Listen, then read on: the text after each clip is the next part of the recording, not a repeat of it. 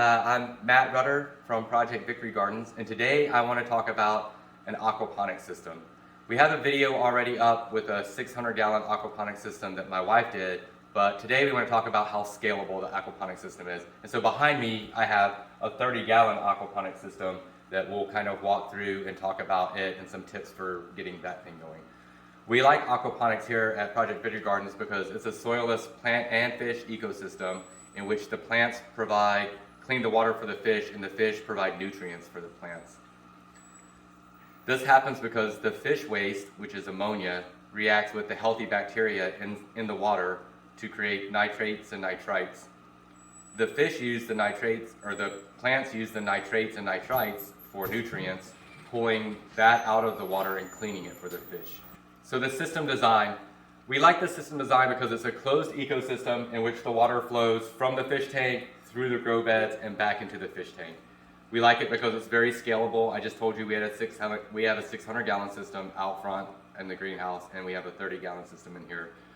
And we also like it because it is able to be designed for people with disabilities. We work a lot with veterans. Veterans are sometimes disabled, and to design a system that you could have wheelchair accessibility, no matter whether it's this one that's in the house or out in the greenhouse, is pretty nice, considering one of the alternative growing methods in a garden with rows of crops is very difficult for people in wheelchairs to get around in. One additional benefit of the aquaponics system is that you not only have a vegetable or a fruit to harvest, but you have a protein.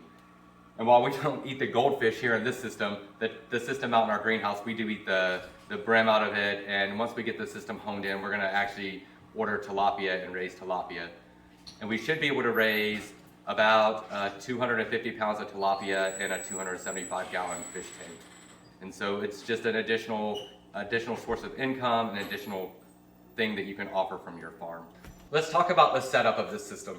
So the system consists of a fish tank, a grow bed, a water fountain pump, which is in the back of the aquarium, the media bed, which is underneath this grow bed, and a solids filter that I'll talk about in a little bit.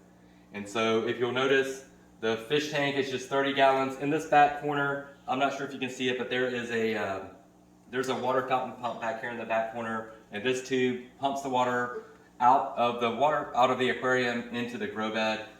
The water fountain pump is important. It's probably the most important thing that you need to figure out is how big is your fish tank, because you have to pump that much water once per hour.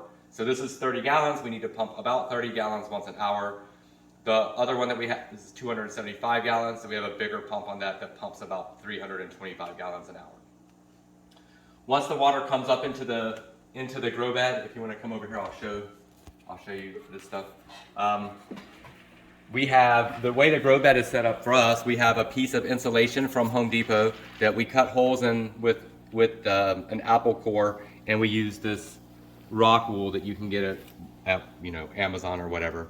You put the rock wool in the hole that you cut in the grow bed, and then you just put the seeds in it, and in just a few days you'll start seeing sprouts, and then after a week or so it'll go completely crazy like this. Underneath the grow bed itself is part of our media bed, and so the media bed just means that there's enough surface area for the bacteria to grow. And so these clay balls that are in the media bed up top allow the bacteria to grow all around the clay, so that's a lot of surface area.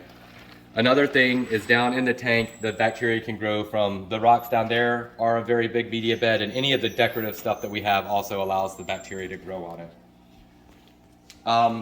So most tanks do have a solids filter. This one doesn't because it's all gravity. The water comes up in, it gets put underneath the grow bed. The solids sort of filter themselves down before the water gets returned back because of how we have the water return set.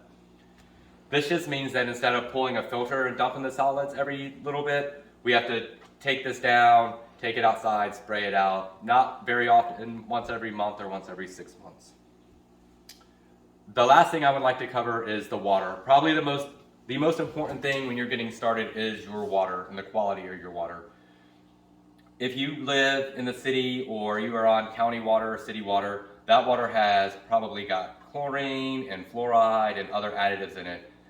To use that water, you can, but to use it, you have to cycle it for like 10 to 12 weeks until you get all of those chemicals out of it. And so we like to jumpstart our system. We use the water from our pond to put in the system, and it already has the healthy bacteria. As soon as we fill the tank up with pond water, we can immediately add the seeds and get everything growing.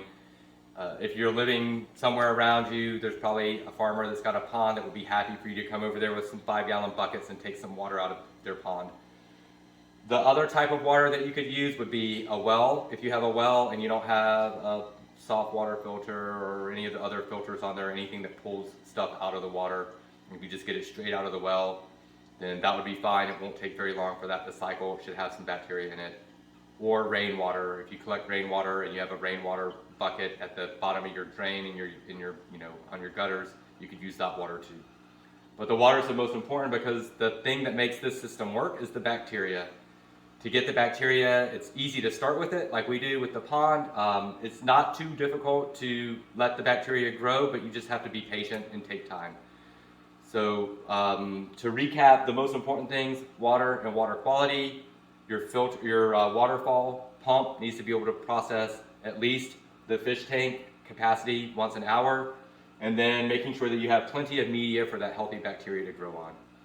If you have any more questions about aquaponics systems, feel free to reach out to us. If you like what you see, then follow us on our Facebook page and our YouTube page at Project Victory Gardens, and we'll have plenty more for you to learn about. Thank you.